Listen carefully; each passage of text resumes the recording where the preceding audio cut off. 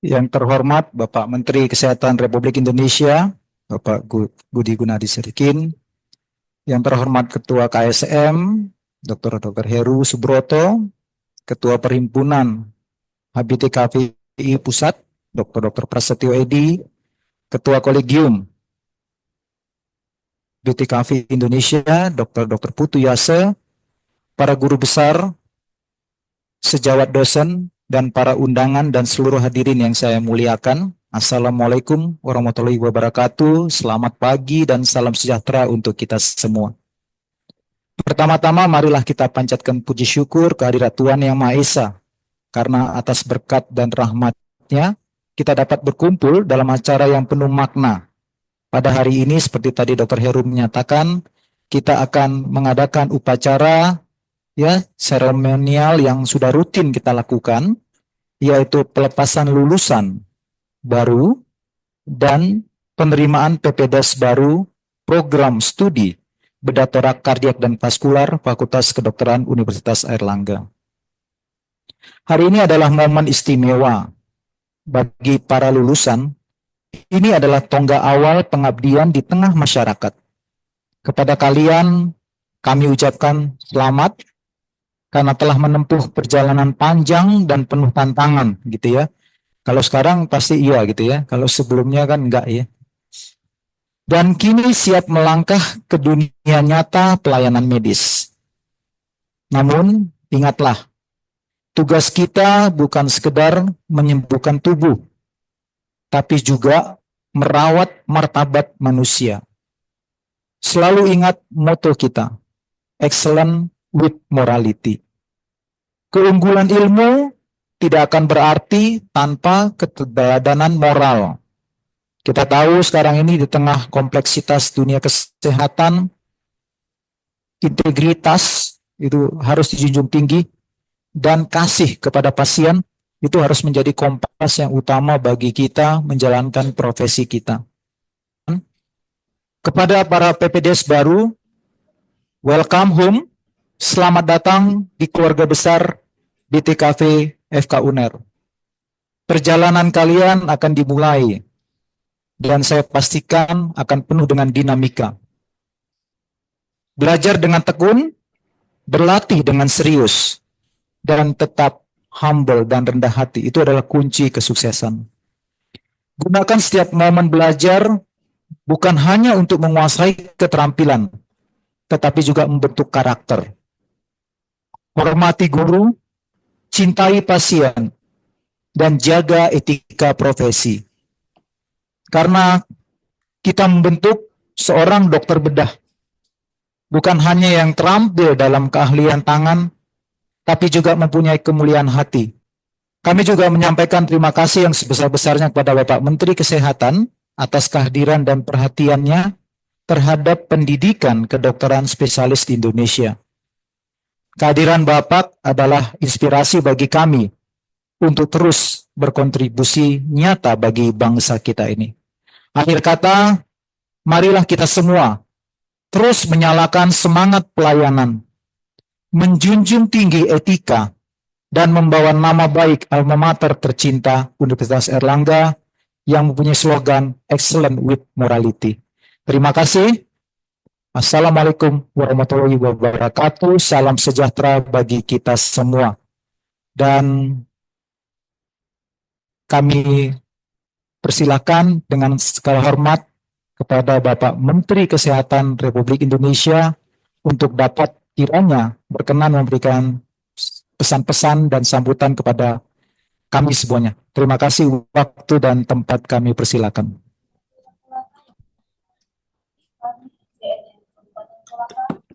Terima kasih Pak Ian. Terima kasih juga Pak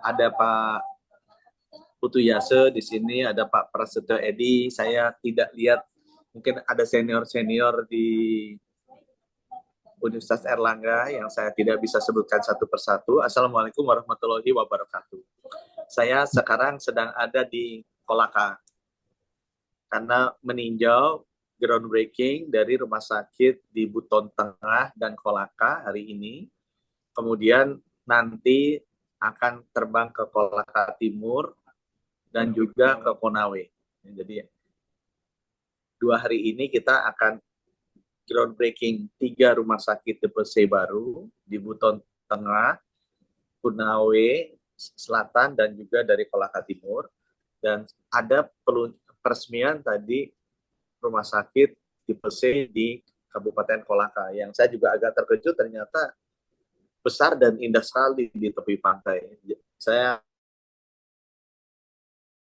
jarang lihat tipe C yang oleh Pemda dan kerjasama dengan Kemenkes semegah ini.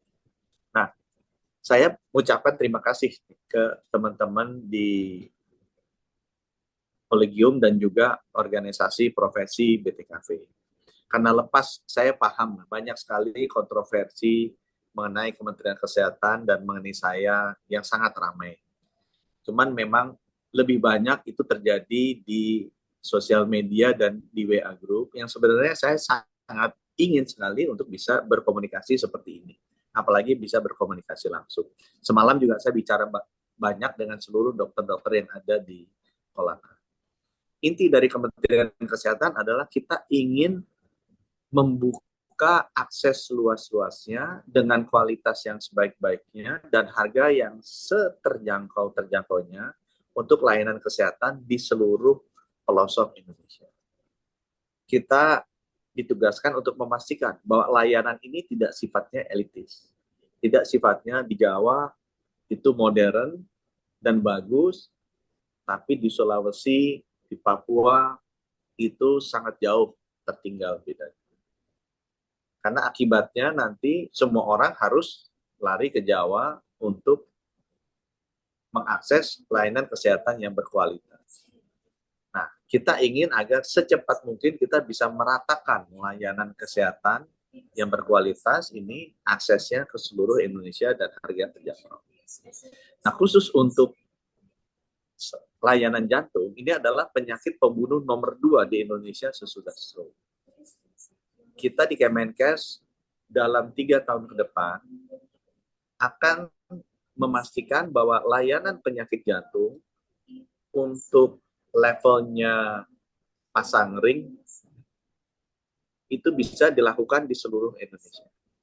PCI itu kita inginnya adalah dalam 3 tahun ke depan layanan trombolisis itu bisa dilakukan di 10.000 puskesmas.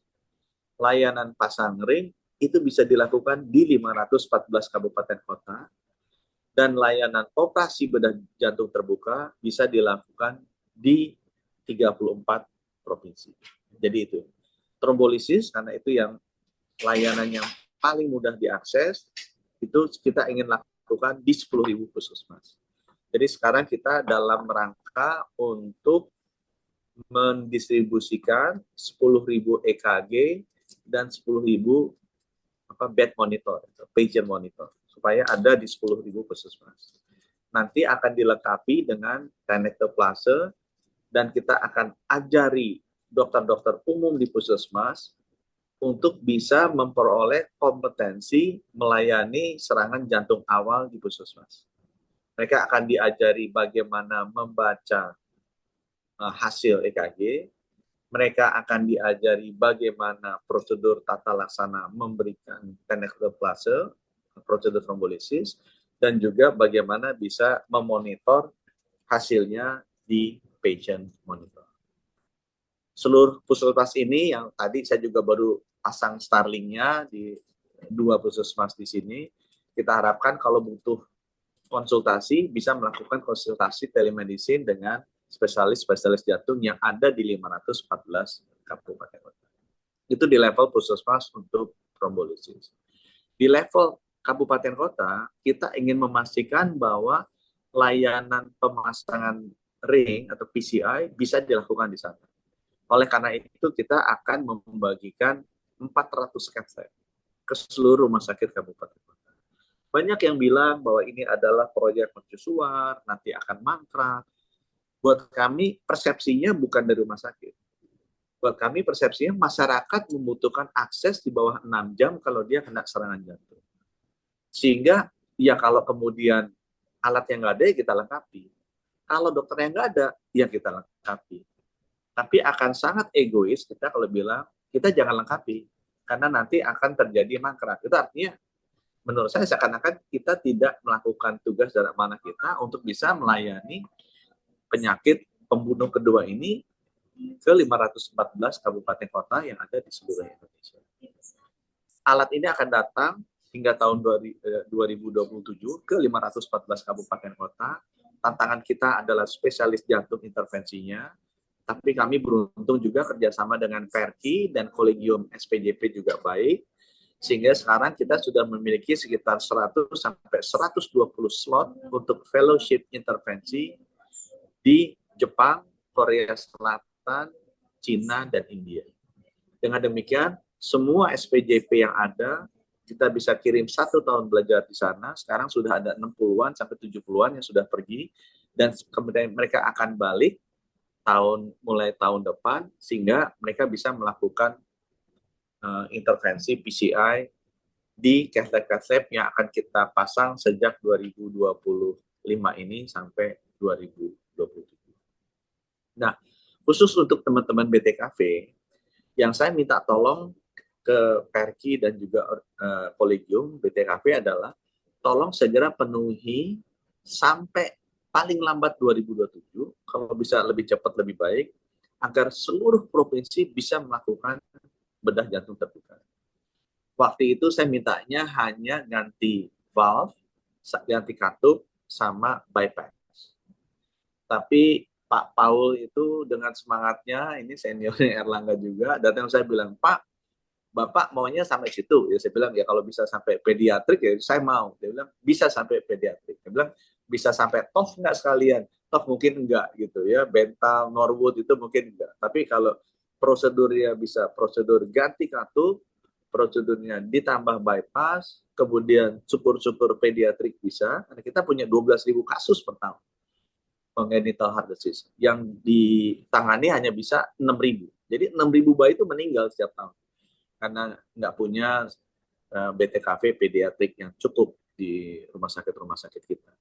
Jadi sayang kan, masa 6.000 bayi meninggal, sebagai menteri kan saya bertanggung jawab nyawa mereka juga. Gitu. Dan ini kan sudah berlangsung selama puluhan tahun. Nah, itu sebabnya saya berharap teman-teman dari BTKV untuk membantu. Waktu itu masih 14 kalau nggak salah, 13 begitu saya masuk awalnya tahun 2020 yang bisa melakukan bypass. Nah sekarang sudah naik ke 25 dan itu peranan dari teman-teman BTKV Universitas Erlangga luar biasa, sehingga akses untuk operasi bypass jantung, akses untuk operasi ganti katup itu sekarang terbuka sudah di 25 provinsi lagi. Di Sulawesi Tenggara tempat saya datang ini juga sudah dilakukan. Cuma dilakukannya baru sekali gitu. Artinya kemudian ya dokternya belum lulus, dia mesti balik lagi. Kalau nggak salah dokternya dari UI. Saya harapkan nanti bisa continue dilakukan. Bukan hanya dilakukan pada saat aku datang untuk peresmian. Ya. Dan masih ada 9 lagi, saya lihat catatan saya di Sulawesi, Gorontalo belum, Sulawesi Tengah belum, Sulawesi Barat belum. Itu diharapkan kalau bisa segera kita bisa melakukan operasi bedah jantung terbuka dan ganti katup di sana. Ya, syukur-syukur kalau nanti sesudah ini jalan di 34 provinsi, 2 tahun terakhir, 2026, 2027, nanti kita bisa naikkan, juga bisa melakukan prosedur untuk operasi pediatrik. Gitu ya. Nanti saya pensiun, diterusin sama menteri berikutnya, yang TOF, yang Bental, yang Norwood, yang susah-susah, harusnya juga bisa didorong ke mereka. Nah, yang saya titip juga, begitu teman-teman nanti jadi ini ke Kolegium BTKV adalah coba carikan perhitungannya, buatkan perhitungannya agar ke BPJS masuk. Ini terjadi juga untuk yang PCI. Waktu dulu nggak masuk, dilihat oleh Perki dan dibantu juga oleh teman-teman harapan kita bisa mengganti ringnya yang tadinya produknya yang produknya Amerika lah, Boston Scientific, Medtronic, itu dengan produknya China gitu. Ada Microport segala macam, itu harganya bedanya 1/4 dengan kualitas yang sama berdasarkan masukan dari teman-teman kolegium dan organisasi profesi. Sehingga dengan demikian BPJS-nya langsung masuk. Nah, saya minta juga teman-teman BTKV ada beberapa prosedur yang mungkin nggak masuk itu hitungan BPJS-nya. Coba dilakukan kreativitas atau analisa bagaimana caranya. Nanti kita akan hitung juga kalau perlu ada perubahan. Kebetulan kita sekarang sedang merubah tarif dari BPJS ini dengan inasi bijis yang baru, dengan Indonesia DRG. Itu yang kita ingin lakukan di sini. Apa yang akan pemerintah lakukan?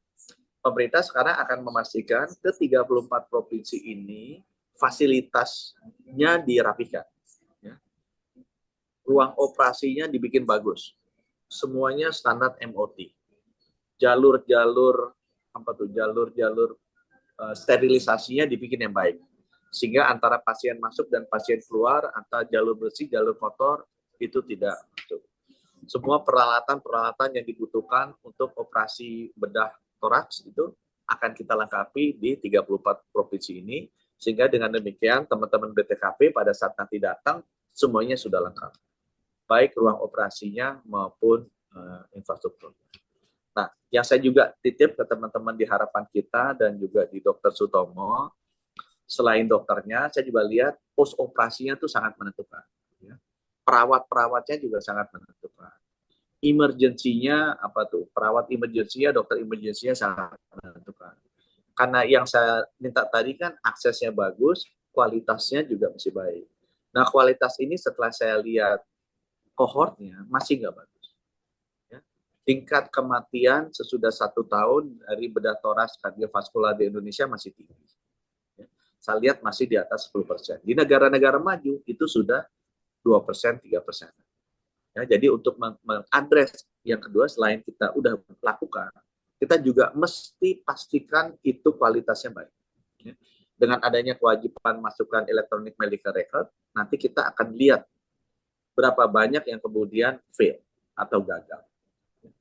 Agar dengan demikian ada perbaikan yang serius untuk kualitas operasi ini. Saya juga melihat nggak 100% ini disebabkan dokter bedahnya, tapi juga banyak disebabkan oleh post operasi. Itu sebabnya saya juga minta bantuan teman-teman BTKP untuk membuat standar yang lengkap, mulai dari saat operasi dan post operasi ya, agar success rate-nya itu kita bisa bikin di atas 95%. Karena sekarang kalau yang saya lihat success rate-nya masih sekitar 85%-an, 83%-an. Menurut saya itu masih jauh bisa ditingkatkan dari kualitas layanan prosedur bedah toraksnya. Nah, mungkin itu yang saya ingin sampaikan. Sekali lagi terima kasih. Saya sangat merasa dukungan yang luar biasa dari teman-teman BTKP, dari teman-teman Universitas Erlangga, dari Pak Yan, Pak Paul, Pak Puruhito, yang memahami bahwa keinginan Kemenkes satu-satunya adalah memperluas layanan ini ke masyarakat secepat-cepatnya, karena kita bicara dengan penyakit pembunuh nomor 2 terbesar di Indonesia, yaitu penyakit jantung. 250.000 orang meninggal setiap tahunnya karena penyakit ini.